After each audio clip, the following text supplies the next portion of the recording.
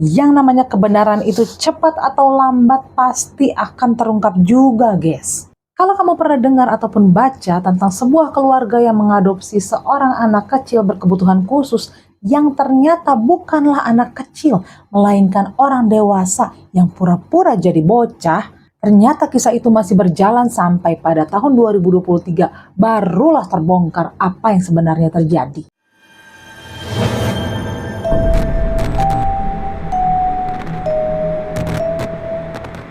Selamat pagi, selamat siang, selamat sore, selamat malam masyarakat dimanapun kamu berada dan kapanpun kamu menonton video ini. Semoga kamu nonton sampai habis ya, karena ini sangat-sangat mengoyak-ngoyak emosi kita. Gue tuh udah baca banyak ya, sana sini, dengerin sana sini, nonton ono, nonton ini, dan makin dicari tahu kasus ini tuh malah makin bikin kita semeringuing, pusing tujuh keliling. So guys, pada tahun 2019-2020, dunia internet ini sempat dikejutkan dengan sebuah berita mengenai sebuah keluarga yang berasal dari Amerika Serikat yang mengadopsi seorang anak kecil berkebutuhan khusus dari Ukraina. Yang ternyata mereka klaim bahwa anak ini bukanlah anak-anak, melainkan seorang dewasa yang berpura-pura jadi bocah untuk berniat jahat kepada mereka. Ternyata kasus itu masih berlangsung dramanya. Jadi kita akan berusaha supaya urut ya, supaya kronologinya itu jelas. Namanya adalah Natalia Grace, seorang anak yang lahir dari ibu yang berasal dari Ukraina. Natalia ini lahir pada tanggal 4 September 2003. Tapi sayangnya Natalia ini lahir dengan kondisi masalah kesehatan yang cukup berat dan juga langka. Natalia didiagnosa mengidap spondyloepiphyseal dysplasia congenita. Asik, bisa juga. Jadi penyakit ini adalah suatu kelainan langka pada pertumbuhan tulang yang menyebabkan kondisi dwarfisme atau tubuh pendek pada penderitanya. Ciri-cirinya adalah yang pertama, tentu saja batang tubuhnya pendek. Kemudian juga lehernya pendek, tulang belakangnya pun tidak normal, dan anggota-anggota tubuhnya seperti tangan dan kaki itu tidak proporsional. Namun demikian tidak mempengaruhi rentang umur penderitanya maupun tingkat kecerdasannya. Lahir kan si Natalia nih, terus dokternya ngomong ke mamanya, "Ibu, tidak banyak yang bisa kamu lakukan untuk menolong anak ini, karena kondisi ini cukup berat dan banyak sekali membutuhkan tindakan medis dan juga operasi." Sampai disebut itu bisa sampai $100.000 lebih. Bayangin itu, 2003 $100.000 tuh udah berapa, itu sendiri dah, udah itu banyak pokoknya. Ya kata mamanya, aduh Akika nggak punya uang sebanyak itu, gimana ini? Terus dokter ini ngasih saran lah. "Kamu tuh masih muda, mendingan kamu lanjutkan hidup kamu. Diserahkan aja anak ini ke panti asuhan." Dengan harapan suatu saat dia akan menemukan keluarga yang mampu memberikan dia perawatan yang layak. Emang berat sih, cuman ya gimana ya, buat bocahnya juga kan berat ya. Bocah itu lahir kayak begitu juga kagak mau lah, pengennya normal-normal aja. Tapi ya akhirnya mamanya ini setuju dengan dokter dan menyerahkan Natalia ke panti asuhan. Jadi dari bayi Natalia ini sudah tidak merasakan hangatnya pelukan seorang ibu ataupun hangatnya sebuah keluarga. Sampai akhirnya beberapa tahun kemudian sepasang suami istri dari Amerika Serikat mengadopsi dia dan memboyong Natalia ke Amerika. Tapi ternyata itu bukanlah sebuah happy ending karena keluarga ini pun nyerah, gengs. Begitu banyaknya biaya yang dibutuhkan dan perawatan yang dibutuhkan oleh Natalia ini sehingga keluarga tersebut angkat tangan dan minta tolong kepada agensi untuk mencarikan keluarga baru buat Natalia. Dan akhirnya agensi ini menghubungi sebuah keluarga yang namanya adalah keluarga Barnett. Pada saat itu adalah tahun 2010 dan Natalia ketika itu berumur 6 tahun menuju ke 7 tahun. Keluarga Barnett sendiri adalah sebuah keluarga yang cukup punya nama, gengs. Terkenal juga dia, apalagi di kalangan orang tua dengan anak berkebutuhan khusus. Jadi keluarga ini sebenarnya sudah punya anak 3, laki-laki semua. Dan yang pertama itu ternyata mengidap autistik. Tapi juga sekaligus dia adalah seorang jenius. Nah, Keberhasilan keluarga Barnett ini dalam membesarkan anak-anaknya, terutama yang autis tadi, mereka dokumentasikan dan mereka publish dalam sebuah buku yang berjudul The Sparks. Dan selain itu mereka juga punya yayasan dan punya banyak sekali kegiatan yang melibatkan anak-anak dengan kebutuhan khusus. So, reputasi mereka ini cukup baik. Itulah yang menjadi alasan agensi ini menghubungi keluarga Barnett. Nah, sekarang kita masuk ke bagian menurut si Anu dan menurut si Ono. Versi pertama adalah menurut keluarga Barnett sendiri. Keluarga Barnett itu sang bapak namanya Michael, si ibu namanya Christine, ya, dan 3 anaknya tadi. Menurut mereka, agensi itu menelepon mereka dan bilang, Barnett ini ada anak dari Ukraina, perempuan, dengan kondisi begini, umur sekian.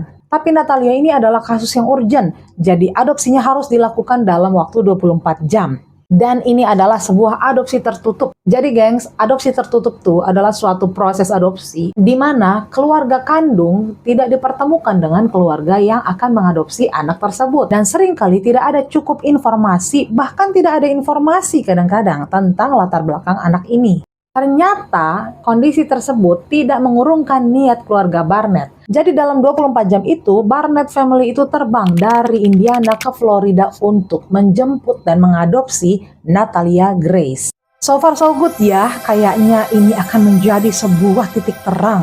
Tapi tunggu dulu, masalah baru saja dimulai. Beberapa waktu kemudian, keluarga Barnett ini jalan-jalan ke Disney World untuk merayakan masuknya Natalia menjadi anggota keluarga baru mereka. Apalagi ini anak perempuan satu-satunya. Di Disney World kan mereka nginep di hotel.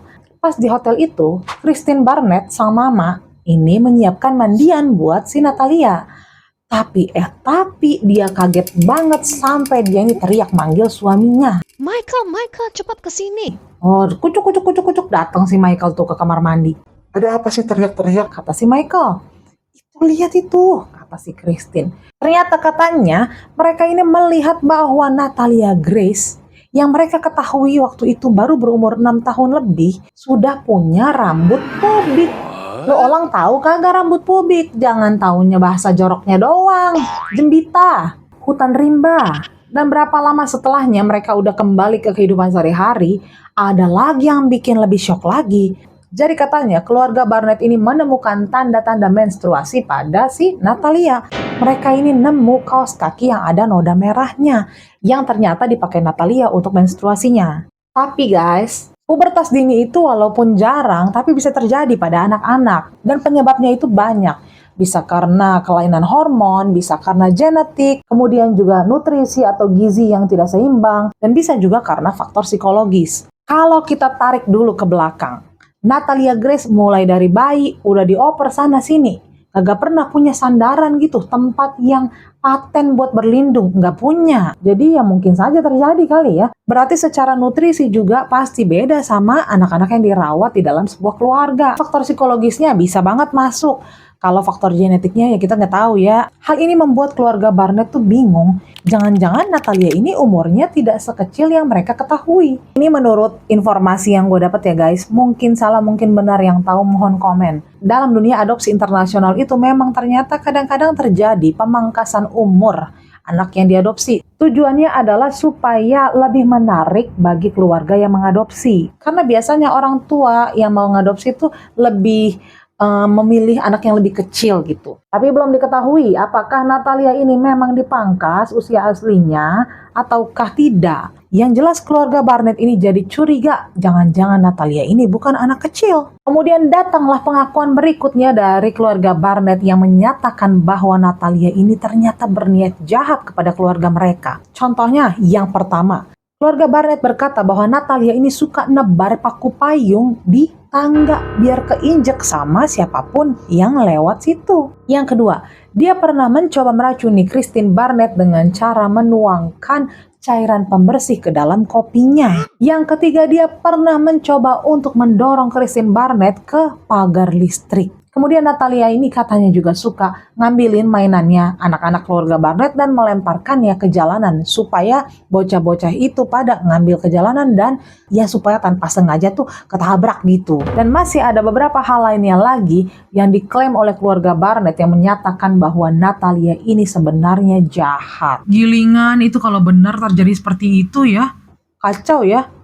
Sakit gitu. Tapi itu baru versinya keluarga Barnett. Jadi keluarga Barnett ini udah fix lah curiga ini Natalia ini pasti orang dewasa ini pura-pura dia jadi bocah. Dan mereka bilang bahwa Natalia ini adalah seorang sosiopat. Dan keluarga Barnett tidak tinggal diam. Mereka meng-hire pengacara dan mengajukan petisi kepada pengadilan setempat untuk mengubah tahun lahir Natalia yang tadinya 2003 menjadi 1989. Dan Barnett bilang bahwa mereka ini udah pernah membawa Natalia ke seorang dokter dan dokter itu setuju kok Natalia ini sebenarnya adalah orang dewasa. Dan akhirnya pengadilan menyetujui petisi tersebut. Jadilah tahun lahirnya Natalia ini menjadi 1989.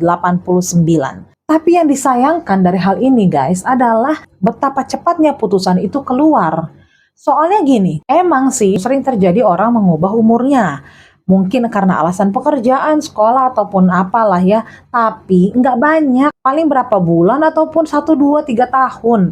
Kalau selisihnya sampai 14 tahun, lah harusnya dipertanyakan, dibikin penyelidikan yang lengkap mestinya. Tapi nyatanya dalam prosesnya tidak ada sidang pembuktian, tidak menghadirkan Natalia, dan bahkan tidak menghadirkan wali ataupun wakil dari Natalia. Lah terus kok bisa? Lah hakimnya itu mikirnya begini, orang itu tinggi badannya berhenti bertambah usia berapa? 18-20 tahun. Terus hakimnya mikir nih, nah Natalia ini katanya udah 4 tahun, kagak nambah tinggi. 18 tambah 4, 22. Lah berarti Natalia ini umurnya 22 tahun.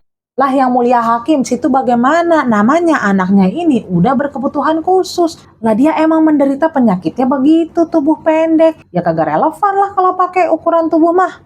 Jadilah pada tahun itu, 2012, tahun lahir Natalia diganti. Yang berarti pada saat itu Natalia dinyatakan berumur 22 tahun. Setelah dikabulkan, mereka mengurus KTP-nya ya, ID dan segala macamnya itu buat si Natalia. Dan keluarga Barnett ini mengirim Natalia ke sebuah apartemen untuk tinggal sendiri. FYI guys, coba kamu bayangin dulu. Ini Natalia udah tubuhnya seperti itu. Belum lagi dia ini membutuhkan banyak operasi untuk ngebenerin tulang belakangnya itu. Karena kalau enggak, dia itu akan sangat-sangat kesakitan. Terus udah begitu, dia tinggal di apartemen sendirian. Dan apartemen ini nggak didesain buat orang pendek. Apartemennya ini kayak ya normal orang biasa gitu loh. Ya gimana, nyampe juga kagak tangan itu ke lemari. Tetangga-tetangganya ini pada awalnya itu simpati. Ya kesian ngeliat si Natalia dengan segala kondisinya. Dan mereka ini baik sama dia, ramah. Lah si Natalia ini namanya dibaikin, diperhatiin sama orang. Lah lama-lama dia jadi SKSD sampai ngelewatin batas. Dia ini rajin banget neleponin, nge-SMS-in tetangganya itu. Terus datang mulu ke rumah tetangga-tetangganya ini dan seringkali minta makanan. Ya pertama-tama orang nggak apa-apa. Lama-lama ya terganggu juga lah. Belum lagi tetangga mengeluhkan bahwa Natalia ini baunya kurang sedap. Jarang dia ganti baju dan jarang mandi kayaknya. Pokoknya kebersihannya tidak terjaga lah. Yang bikin mereka bingung ini, kadang-kadang Michael Barnett, bapaknya ini, datang ke apartemen itu untuk ngantar makanan ataupun kebutuhannya si Natalia. Tetangganya jadi bingung. Itu siapa? Oh itu papa saya, katanya si Natalia. Oh iya, tapi bapaknya mobilnya bagus bener. Kelihatan dah orang kaya dah. Kok anaknya ditinggal sendirian di apartemen kayak begini ya? Udah begitu lagi keadaannya. Mereka nih concern sama keadaannya si Natalia, so mereka menelepon dinas sosial mengatakan bahwa kemungkinan ada penelantaran anak di sini. Belum lagi ada kasus di mana salah satu tetangga mengaku melihat Natalia menyentuh anaknya dengan tidak baik. Katanya Natalia ini main dengan seorang anak laki-laki. Dan si Natalia ini morotin celananya. Entah apa maksudnya buat apa ya kagak tahu dah. Pokoknya namanya orang tua pasti langsung takut. Apalagi kalau ditanya si Natalia ini bilangnya umurnya udah 22 tahun. Dan petugas dinas sosial tuh ada yang datang dan berusaha menyelidiki. Tapi karena Natalia kenyataannya secara hukum sudah berumur 22 tahun. Jadi ya tidak bisa banyak yang dilakukan. Namun demikian dia meninggalkan nomor teleponnya untuk Natalia. Kalau ada apa-apa hubungi saya. Belakangan ditemukan bukti bahwa Christine Barnett, mamanya, nyuruh si Michael Barnett, bapaknya, untuk menghapus list kontak di dalam handphonenya Natalia supaya dia nggak bisa ngubungin siapapun, terutama si petugas dinas sosial itu. 1 tahun berlalu dan kontrak apartemen Natalia ini tidak bisa diperpanjang lagi, tentunya karena komplainan tetangga yang mulai terganggu dengan Natalia. So, keluarga Barrett memindahkan Natalia ke apartemen berikutnya yang berada di Lafayette, masih di Indiana. Mereka juga membantu Natalia untuk mendapatkan tunjangan disabilitas. Ternyata keluarga Barnett ini emang niat mau pindah ke Kanada. Tapi sebenarnya alasan utamanya itu adalah karena ada salah satu universitas di Kanada yang tertarik banget sama anaknya keluarga Barnett yang jenius itu, dan mereka mau si anak ini supaya mengenyam pendidikan di tempat mereka. Jadilah mereka pindah ke sono, meninggalkan Natalia seorang diri. Memang sih Barnett ini sudah bayarin apartemen itu untuk 1 tahun, tapi abis 1 tahun terus gimana? Luntang-lantung. Udah gitu apartemennya ini letaknya di lantai 2. Kebayang kagak? Natalia ini gengs, jalan aja juga susah. Terus suruh naik tangga gitu, ya Allah. Kita aja males ya, namanya gembrot begini.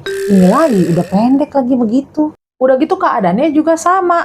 Perabotnya apartemen itu tidak didesain untuk orang seperti Natalia. Pokoknya di dalam benaknya si Barnett family ini adalah gimana pun caranya supaya mereka bisa menyingkirkan Natalia Grace dari kehidupannya mereka. Kita berhenti di situ dulu. Sekarang kita masuk ke versinya Natalia Grace. So, kalau kita maju sedikit, awalnya kasus ini mencuat di publik, viral, itu adalah pada saat keluarga Barnett menghadapi tuntutan penelantaran dan keluarga Barnett ini berusaha masuk kepada publik lewat jalur media untuk mendapatkan dukungan publik. Karena kasus ini pada saat itu lumayan heboh dan cukup pelik, jadilah sampai dibikin dokumenter seriesnya yang namanya adalah The Curious Case of Natalia Grace. Kalau dari sisinya Natalia Grace ini, justru keluarga Barnett lah yang sering kali menyiksa dia. Natalia bilang bahwa dia ini sering kali dipukuli sama mamanya, si Christine Barnett. Ternyata hal ini tuh tidak disangkal guys oleh si Michael, bapaknya. Malahan dia di situ bilang bahwa dia pun adalah korban dari Christine Barnett. Dan Natalia juga bilang bahwa sering kali kalau si Christine Barnett ini lagi marah dan mau menghukum si Natalia, itu si Natalia suruh berdiri, madep ke tembok, nggak boleh kemana-mana. Harus berdiri di situ sepanjang hari sampai diperbolehkan pergi. Jadi kalau mau pipis, mau pupuk bagaimana? Ya kagak boleh.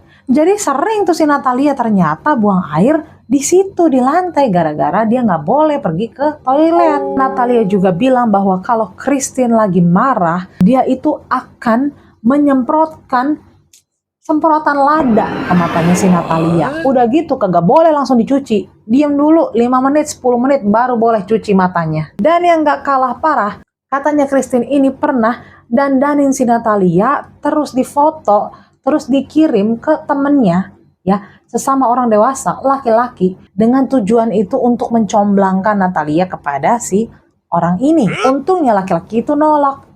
Ini bukannya anak kecil, jadi untung tidak terjadi apa-apa. Natalia juga bilang pada saat peristiwa yang dikatakan bahwa dia itu nuangin cairan pembersih ke kopinya Christine, dia bilang si Christine lah yang nyuruh si Natalia ini pegang botol cairan itu seakan-akan dia habis nuangin, supaya bisa divideoin sama si Christine. Hidupnya semasa di apartemen itu sendiri itu ya cukup berat lah. Tapi untungnya pada saat dia di apartemen yang kedua di Lafayette itu, dia ketemu dengan sepasang suami istri, keluarga Mans. Keluarga ini begitu ngelihat si Natalia, aduh kasihan banget. Mereka ini menyadari betul bahwa si Natalia ini kesulitan. Akhirnya keluarga Mans ini mengajak Natalia tinggal dengan mereka dan ke-10 anaknya. Keluarga Mans inilah yang membantu Natalia, yang mendukung dan mendampingi Natalia selama proses hukumnya dengan keluarga Barnett. Pada tahun 2016, keluarga Mans mengajukan petisi untuk menjadi wali dari Natalia Grace. Mereka berusaha supaya bisa mengadopsi Natalia Grace, tapi belum bisa. Long story short, pada tahun 2019, keluarga Barnett menghadapi tuntutan penelantaran terhadap tanggungan yaitu si Natalia Grace. Tapi pada akhirnya Michael Barnett dinyatakan tidak bersalah dan tuntutan kepada Christine Barnett pada akhirnya dibatalkan.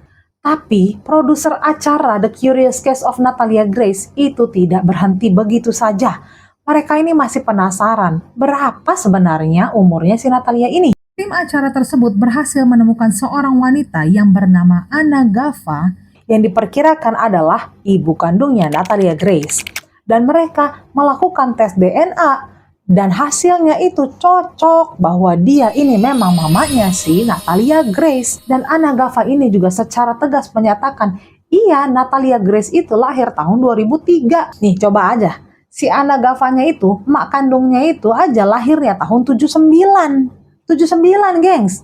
Lah kalau Natalia lahir tahun 89, masa umur 10 tahun si Anna ngelahirin Natalia? Dan si Anna Gava ini juga punya akte kelahiran resminya si Natalia. Yang kedua, muncullah seorang dokter gigi yang menyatakan bahwa keluarga Barnett itu pernah bawa Natalia Grace kepada dia untuk diperiksa umurnya. Kan bisa geng diperkirakan umurnya itu dari giginya. Dan dia menyatakan bahwa pada saat pemeriksaan itu Natalia masih punya 12 gigi susu. Masih anak-anak berarti. Dan dia bilang dia udah menyampaikan kepada Christine Barnett bahwa Natalia ini memang masih kecil. Tapi tim produser acara tersebut belum puas. Pada tahun 2023, tim acara ini akhirnya melakukan tes DNA supaya jelas ini semuanya Natalia sebenarnya umurnya berapa. Dan hasilnya adalah pada saat pengujian tersebut 2023 Natalia Grace berumur 22 tahunan. Yang berarti pada saat ditinggalkan oleh keluarga Barnett, Natalia memanglah benar-benar seorang bocah. Coba bayangin, tinggalin orang tua, dioper sana sini, kirain ketemu keluarga, kirain happy ending, kagak, ternyata ditinggalin juga sama keluarga barunya, difitnah lagi.